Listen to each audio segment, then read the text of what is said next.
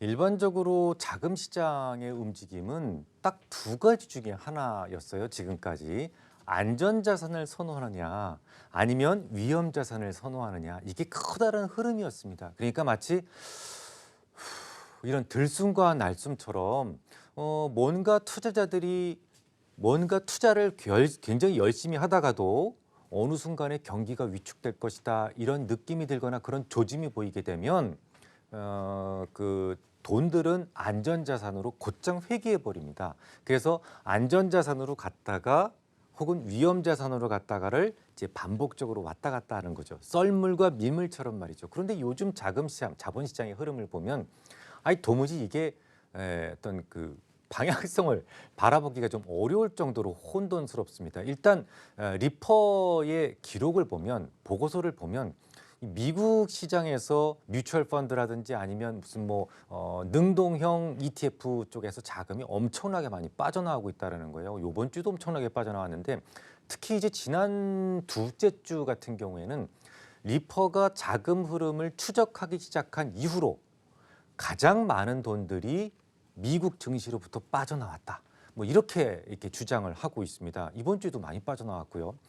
거기다가 이제 시티그룹에서 제공하는 소위 그 글로벌 매크로 그 리스크 인덱스라는 것이 있습니다. 근데 요게 이제 위험과 관련된 부분을 갖다가 보여주는 그런 지표인데요. 이게 0.73을 넘어서게 됩니다. 그러면 이제 이 시장이 안전선호 쪽으로 가야 되겠구나. 위험해지고 있구나. 그러니까 안전자산 쪽으로 가야 되겠구나. 이런 생각을 하실 수가 있겠죠. 특히나 이제 이번 주에는 과거의 연방준비제도 이사회 의장이었던 앨런 그린스펀이 또 한마디 하셨죠. 주가가 더 이상 올라갈 리 없다. 2009년도부터 지금까지 올라오는데 뭐 더 올라가냐. 조금 더 올라갈 수는 있겠지만 만약에 여기서 추가로 올라간다면 도망갈 자리를 찾아 뛰어야 될지도 모른다라고 이야기를 합니다. 자, 그러면 과거의 전설도 이렇게 얘기를 하셨고 또 시장 뭐 매크로 리스크 인덱스라든지 이런 객관적인 자료들을 봤을 때 시장은 안전자산 쪽으로 가는 게 맞느냐, 시장은 지금 침체되고 있는 게 맞느냐, 꼭 그런 건 또 아닌 것 같습니다. 예를 들어서 미국 시장보다는 미국 주식 시장보다는 사실 이머징 시장을 좀 더 높은 단계의 리스크 자산으로 봅니다. 위험 자산으로 봅니다. 그런데요, 위험 자산인 이머징 마켓 쪽으로는 수주째 지금 자금이 들어오는 것을 설명할 방법이 없어요. 실제로 최근에 이제 EPFR 같은 경우에서의 발표 자료를 보면 이 최근에 이머징 마켓, 이머징 글로벌 이머징 마켓이라든지 이런 그 중요한 펀드들이 있거든요. 이런 것들을 보면 지난 11월 이후 6주 연속 대규모 자금이 유입되고 있습니다. 꾸준히. 그리고 MSCI 이머징 마켓을 대변하고 있는 아이쉐어라는 게 있습니다. 아이쉐어 이머징 마켓 ETF라고 하는 게 있는데 여기로는 무려 지난 10월부터 10월부터 9주 연속 계속해서 자금이 유입되고 있어요. 이런 밸런스가 안 맞다 보니까 선진 증시로부터는 계속 자금이 빠져나오고 이머징 쪽으로는 계속 들어가다 보니까 실제로 나타나는 현상도 다르게 나타나고 있는데요. 딱 4분기만 가지고 따지고 봤을 때 선진 증시가 MSCI로 선진 증시가 10% 이상 빠졌거든요. 그런데 MSCI 이머징 마켓 지수라는 게 있는데 요거는 선진 증시의 절반 정도밖에 빠지지 않았습니다. 그럼 여기서 막 헷갈려요. 그럼 어디를 기준으로 볼 것이냐. 이런 경우에 선진국과 이머징 마켓이 분명히 시그널을 다른 쪽을 바라보고 있는데 선진국을 중심으로 해서 안전자산 선호 쪽으로 해석을 해야 되느냐, 아니면 이머징 마켓을 기준으로 해서 위험자산 선호 쪽으로 봐야 되느냐, 이 부분이 상당히 골치가 아픕니다. 근데 제 생각은 아직까지 경기 침체를 논할 때는 아니다라는 생각을 하고 있어요. 그 설명을 오늘 좀 드리려고 하는데, 설명을 드리기 전에 왜 최근에 미국 증시에서 막강한 돈들이 빠져나오고 있는지, 막대한 돈들이 빠져나오고 있는지, 그리고 또 왜 미국 시장을 비롯한 선진 증시가 전반적으로 이머징 증시보다 퍼포먼스가 좀 나쁘게 보여지게 되는지, 이 부분을 좀 먼저 설명을 드리고 가야 될 것 같아요. 사실 아시다시피 지금만 그렇지 얼마 전까지만 하더라도 미국 증시가 전 세계 증시에서 거의 독야청청했던 거 기억나십니까? 지만 올랐었어요. 미국 증시만 올랐었습니다. 그 이유가 있었어요. 바로 송환세라는 것 때문이었습니다. 송환세가 뭐냐면 미국의 달러는 기축통화잖아요. 기축통화가 뭡니까? 남들이 써줘야, 세계인들이 써줘야 기축통화죠. 우리나라 이 그 신사임당 그려져 있는 그 5만 원권이 기축통화가 아닌 이유가 우리만 쓰잖아요. 그러니까 이게 더 많은 사람들이 써줘야만 기축통화지 않습니까? 그래서 미국에서 이렇게 찍어낸 달러들은 가급적이면 해외에서 돌아야만 좋다라는 것을 예전부터 유대인들은 알고 있었어요. 그래서 미국의 글로벌 기업들이 다국적 기업들이 해외에서 돈을 벌면 뭐 예를 들어서 우리나라에 뭐 저 가로수길 가면 애플샵도 있고 그렇잖아요. 그런 데서 뭔가 돈을 벌게 되면 그거 들어오지 마. 들어오지 말고 그냥 거기서 쓰든지 말든지 재투자를 하든지 어쨌든 달러는 버는 건 미국으로 들어오지 마라는 의미에서 어떤 결계를 세우는 거예요. 세율을 이만큼 높여놓고 미국으로 달러를 가지고 들어오려 한다면 너희들 이만큼 돈을 내야 돼. 이게 바로 송환세였습니다. 그런데 우리의 트럼프 대통령께서는 그런 기축통화와 관련된 이해관계가 조금 부족하세요. 그리고 이제 더 중요한 게 뭐냐면 현금 만능주의, 무조건 캐시 오케이. 이게 이제 굉장히 오랜 시간 동안 읽다 보니까 이거를 임의로 붕괴시켜 버립니다. 송환세의 장벽이 이만큼 높았는데 이걸 부셔버렸어요. 그러다 보니까 미국 이외에 정말 수십 년 동안 쌓아놨던 돈들이 일시적으로 미국으로 들어오는 아주 괴이한 현상이 벌어지게 됐던 거죠. 그런데 경제가 좋은 상태고 뭔가 확실한 비전이 보이면 뭐 미국의 기업들이 현금이 엄청나게 디글디글하게 많았었으니까요. 해외에 있던 거 다 들여왔으니까. 그래서 뭔가 투자를 할 수도 있겠는데 경기도 지금 좋아진 적이 없고 별로 시원치 않고 미래에 대한 불확실성만 있으니 뭐 무역 전쟁도 하고 그러다 보니까 투자를 하지 못하고 그걸 어디다 썼냐면 대부분 미국은 전문 경영인지인 거 아시죠? 그래서 뭔가 자기의 실적을 좋게 꾸미기 위해서 대부분 자사주 매수를 하게 됩니다. 실제로 자사주를 많이 매수했고요. 그리고 그 자사주 매수에 의해서 미국 증시만 나홀로 독야청청했던 겁니다. 그런데 지금은 들어갈 만한 돈은 거의 들어갔기 때문에 소위 매수 공백이 생긴 거고요. 그 매수 공백 때문에 주가가 많이 떨어지고 있는 거죠. 게다가 뭐 아침에 조금 전에 말씀을 드렸습니다만 그나마 좀 어른스러웠던 매티스 장관마저 사임을 하고 시리아에서 그냥 발 뺀다라고 이야기를 하니까 동맹을 존중하지 않으면 미국의 이익도 없다라고 그렇게 많이 설명을 했지만 우리 트럼프 대통령께서는 됐고 그런 얘기는 딴 데 가서 해라고 하는 바람에 매티스 장관마저도 군인 정신 투철한 매티스 장관마저도 사임을 했잖아요. 근데 이런 불확실성 때문에 투자를 더 이상은 못한다라고 생각을 했던 거죠. 그리고 이런 것들 때문에 주가가 이제는 정상을 향해서 내려가고 있는 겁니다. 그러니까 최근 미국 증시가 떨어지는 것은 이게 비정상이 아니라 과거에 올랐던 게 비정상이고 지금은 정상을 향해서 가고 있다. 이렇게 생각을 하시면 됩니다. 결정적인 증거를 두 가지만 말씀을 드리죠. 너 그거 어떻게 증명할 건데 간단합니다. 일단 팩트는요. 지난주까지 그러니까 12월 둘째 주까지 미국의 자사주 매수 규모가 1조 달러를 넘어섰습니다. 이건 뭐 물론 사상 최대치고요. 전무후무하고 유례가 없는 규모입니다. 엄청난 돈을 자사주 매수했다는 얘기고 자, 두 번째 증거 바로 유리보 OIS 스프레드를 들 수가 있어요. 요건 뭐냐면 미국 이외 지역에서 달러가 얼마만큼 고갈됐는지를 살펴보는 지표입니다. 일종의 리스크 지표라고 볼 수가 있어요. 금융위기라든지 이런 것들이 진행되게 되면 OIS 스프레드가 급등을 하게 됩니다. 왜냐하면 달러를 구하는 사람들이 많아지기 때문에요. 그래서 보통 OIS 스프레드가 확장되면 주가가 떨어졌었어요. 그런데 얼마 전 미국 증시가 홀로 독야청청하면서 상승을 했을 때 과연 OIS 스프레드는 어떻게 움직였느냐? 오히려 반대로 확장이 됐었습니다. 전혀 지금까지의 경험치하고는 다른 모습을 보여줬던 것이죠. 왜 그랬을까요? 앞서 말씀을 드렸듯이 송환세 장벽을 무너뜨리면서 해외에 있던 달러가 긁어서 미국으로 들어왔잖아요. 그 과정에서 상당한 달러 고갈이 생겼던 것이고 그 달러 고갈 때문에 유리보 OIS 스프레드가 급등을 했던 겁니다. 지금 미국 증시가 떨어지고 있는데 반대로 OIS 스프레드는 안정적이다. 오히려 안정이 되고 있다. 이 정도만 말씀을 드려도 충분히 증거가 되리라고 생각이 됩니다. 자, 이제 유럽으로 한번 가보죠.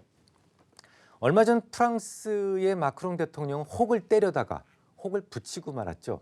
유류세를 좀 올려서 어떻게 해보려고 그랬었는데 유류세를 올리다가 정말 어떤 그 여인이 그 SNS에다가 이런 말을 올리게 됩니다. 엘리제궁에서 너 하는 일이 도대체 뭐니? 유류세를 올리고 뭐 이런 얘기를 올렸는데 그게 막 리트윗되고 그러면서 상당한 인기를 얻게 되면서 소위 우리 그 노란 조끼를 입고 나가서 싸우자 뭐 이런 식으로 이야기가 전개가 되게 되죠. 아시죠? 프랑스는 이 프랑스 대혁명 이후로 사상 자체가 뭔가 이렇게 뒤집어 엎고 이런 걸 되게 좋아합니다. 그네들의 애국가에는 실제로 이런 가사가 있어요. 너희들 들리는가 우리들의 아이들과 와이프의 목 다는 소리가 그래서 적의 피로 박고랑을 물들이자 박고랑에 물을 대자 이런 게 애국가입니다. 그 정도로 이제 프랑스 대혁명 이후로 이네들의 사상 자체가 상당히 좀 이렇게 좀 선동적이고 혁명적이고 이런 쪽으로 많이 변해 있었어요. 그런데 이제 그걸 갖다가 유류세를 올렸다가 달캉 문제가 생기게 되니까 그렇다고 지금 그만둘 수는 없고 그래서 그 시위대의 요구를 들어주게 됩니다. 그래서 복지 정책을 다시 또 쓰게 되는데 지금까지 약속했던 것만 그대로 들어준다고 하더라도 프랑스의 재정 적자는 무려 GDP 대비 3.4%에 달합니다. 아시죠? 얼마 전 EU와 이탈리아가 열심히 싸웠어요. 이탈리아 쪽은 사실 오송운동이라고 하는 극좌파하고 북부 리그라고 하는 극우파가 만들어져서 합쳐져서 소위 포퓰리즘 정당이라는 것이 만들어졌는데요.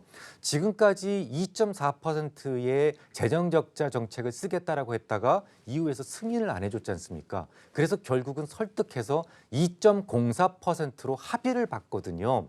그런데 합의를 봤는데 프랑스에서 3.4% 재정 적자를 덜컥 쓰게 된다면 이건 형평성에 맞지 않죠. 왜 쟤네들은 해주고 우리는 안 해주냐. 이런 시작이 될 수가 있고 소위 유럽 재정 위기의 단초가 될 수 있다는 것이죠. 실제로 지금 발칸반도나 포르투갈 쪽에서도 소위 노란조끼 운동이 확산되고 있다는 것은 상당히 조금 불안스러운 부분이죠. 영국은 더하죠. 제가 처음부터 영국이 브렉시트가 안 될 것이다라고 말씀을 드렸던 이유는 너무 감수해야 되는 악재가 많았었기 때문이에요. 보통 선동을 좋아하는 정치인들의 특징이 비슷합니다. 이 좋은 것을 감수하기 위해서 나는 이 정도의 노력을 해야 됩니다라는 것은 설명 안 하죠. 요것만 보여주죠. 좋아 보이는 꿀단지만 보여주게 되죠. 브렉시트가 딱 그랬었어요. 외부인들이 박힌도를 자꾸 굴러온돌이 빼니까 이걸 못 들어오게 하는 게 어떠냐라고 해서 국민들을 충분히 설명하지 않고 국민들한테 충분히 설명하지 않고 브렉시트를 덜컥 통과를 시켜버리죠. 하지만 지브롤터 문제나 뭐 북아일랜드와 아일랜드가의 하드보더 문제, 뭐 물론 최근에 백스톰이라고 해서 어떤 안정화 장치를 두기로 했지만 그걸 누가 인정을 해주겠느냐 말이죠. 지금까지 브렉시트 이전과 이후를 딱 비교를 해봤을 때 아무리 봐도 이후가 훨씬 더 내 떡이 적어 보이는데 누가 의회가 도장을 찍어주겠냐 말이죠. 그래서 이미 영국에서는 노딜 문제가 본격적으로 대두되기 시작을 합니다. 실제로 CS라고 하는 회사에서는요, 3천만 달러 이상을 가지고 있는 고급 고객들한테 스위스로 돈들을 빼서 옮겨라라고 권유를 하고 있다고 그래요. 자, 그런데 돈들이라고 하는 특성이 뭐냐면 불확실성을 매우 싫어합니다. 그런데 미국도 그런 상황이고 유럽도 그런 상황이다 보니까 이쪽에서 돈을 빼는 것은 어떻게 보면 당연한 이치다라고 생각이 돼요. 그럼에도 불구하고 저는 이게 어떤 시스템 위기로 가는 과정도 아니다라고 생각을 하고 또 경기 침체로 가는 구조적 문제도 아니다라고 생각을 합니다. 몇 가지 이유가 있는데요. 첫 번째 증거는 일반적으로 좀 시스템 위기로 간다 그러면 안전자산이 뜨게 됩니다. 뭐 금이라든지 아니면 스위스 프랑이라든지 대표적인 안전자산이 뜨게 되는데 이들은 지금까지 떨어지거나 오히려 안정을 보여왔어요. 이런데 이걸 시스템 위기라고 볼 수가 없죠. 두 번째, EMBI 스프레드라는 것이 있습니다. 이머징 마켓 반드 인덱스 플러스 스프레드인데요. 요게 이제 뭐의 역할을 하냐면 이머징 시장의 위험도를 보여주는 그런 지표예요. 이게 지금 축소되고 있습니다. EMBI 스프레드가 축소되는데 경기 침체가 온다? 이건 전혀 어울리는 조합이 아닙니다. 세 번째는 이제 메릴린치에서 제공하는 옵션 변동성 예측 지수라는 게 있습니다. 근데 이게 변동성 예측 지수라는 것이 지난 2012년도 이후 최저치까지 떨어졌어요. 제가 예전에 그런 말씀을 드렸죠. 시장이 잘 안 보이면 주식시장보다 3배나 많은 돈들이 움직이면 채권 시장을 중심으로 봐서 판단을 해라라는 말씀을 드렸었는데 채권 시장의 변동성 예측 지수라는 것이 2010년 이후 최저치를 떨어졌다면 이걸 어떻게 경기 침체나 아니면 무슨 리스크의 고조로 볼 수가 있겠습니까? 마지막으로 결정적인 것이 바로 연준의 생각입니다. 이번 FOMC 회의 보셨죠? 많은 사람들이 연준이 이번에 금리를 동결해야 되는데 올려서 주가가 떨어졌다고 믿으시는 분들도 있으신데요. 제 생각은 그렇지 않습니다. 연준이 만약에 금리를 동결하거나 아니면 떨어뜨렸다면 그건 공식적으로 그러니까 전체 항로를 바꿀 정도로 기본적인 통화 정책의 생각을 바꿀 정도로 심각한 경제 충격이 오고 있다는 것을 공식적으로 인정하는 겁니다. 주가는 조금 반등 주다가 엄청나게 빠른 속도로 빠졌을 거예요. 그러니까 그런 식으로 생각을 해서는 안 된다라는 겁니다. 사실은 그 연방제도 그린스펀이 과거에는 18년 동안 건져 있을 정도로 굉장히 좀 현명하신 분이었는데요. 그분이 2009년도부터 뭐 올라간 장이 이제 끝날 때가 되지 않았느냐 이렇게 생각을 하시는데 글쎄요, 그건 저는 아니다라고 저는 생각을 합니다. 왜냐하면 나이가 들을수록 사실은 지혜의 깊이는 깊어지는데 뭔가 새로운 것을 받아들일 수 있는 사고의 유연성은 좀 떨어지거든요. 그래서 그분은 양적거나 이전 세대일 뿐이고 양적거나 이후의 세대에 대해서는 전혀 이해가 없으신 분이에요. 무시하셔도 된다라는 거죠. 실제로 많은 사람들이 이야기하고 있는 그런 그 금리 인상 이런 부분들도요. 사실은 제가 생각하는 것하고 달라요. 요번에 금리 인상을 했지만 연준에서도 그건 금리 인상이라고 보지 않았어요. 금리의 정상화라고 봤습니다. 기준금리를 그러니까 중립금리를 2.8%로 봤어요. 2.8% 아래에는 중립금리 미만이라고 보고 여기까지는 금리의 정상화라고 본 겁니다. 그러니까 지금까지 주가가 오르긴 올랐지만 이건 돈을 많이 찍어내서 돈이 흔해지면서 돈 가치가 떨어지면서 실물 자산이 주가가 오른 거지 경기가 좋아진 적이 있어요? 2007년도 이후로 진짜 경기가 좋아진 적이 있다고 보십니까, 여러분? 한 번도 그런 적이 없어요. 지난 1929년 대공황 이후로 처음 맞는 초장기 불황입니다. 단지 주가만 올랐을 뿐이에요. 한 번도 경기가 좋아진 적이 없다라는 거죠. 그리고 금리라고 하는 것도 중립금리 이전에는 소위 인큐베이터 혹은 산소호흡기를 댄 상황이라고 보시면 됩니다. 조금 살만해졌으니까 산소호흡기를 떼고 정상화시키겠다라는 것이에요. 그래서 이번에도 보면 의사록을 보면 뭐라고 돼 있었냐면 중립금리까지 일단 올린 상태에서 시장의 경제 지표에 따라서 움직이겠다라고 얘기를 했어요. 이건 뭘 의미하냐면 여기까지는 일단 정상화. 그 다음부터는 무역 전쟁이라든지 여러 가지 변수들을 보고 경제 지표를 따라가겠다라는 거예요. 그렇지 않겠습니까? 예를 들어서 변덕스러운 트럼프 대통령이 오늘이라도 당장 다 필요 없어. 25% 관세 부과해라고 해버린다면 당장 관세 부과로 인해서 물가가 급등할 테고 연방준비제도 이사회에서의 하는 일이 인플레이션 파이터라면 결국은 금리를 올리지 않을 수 없지 않겠습니까? 결국은 정해진 게 아무것도 없고 그 이후부터는 중립금리까지는 빨리 일단 정상화시키고 그 이후부터는 경제 지표에 좀 더 의존적으로 또 탄력적으로 하겠다라는 겁니다. 여기까지 여러분들이 이해를 하셔야 돼요. 경기는 지금까지 좋아진 적이 없습니다. 그리고 막 좋아지려고 하는 찰나에 무역전쟁이라고 하는 매우 중요한 변수가 발생한 거예요. 무역전쟁의 어떤 전개 여부에 따라서 좋아지려던 경제가 다시 무너질 가능성도 있습니다. 올해 수고 많으셨습니다, 여러분.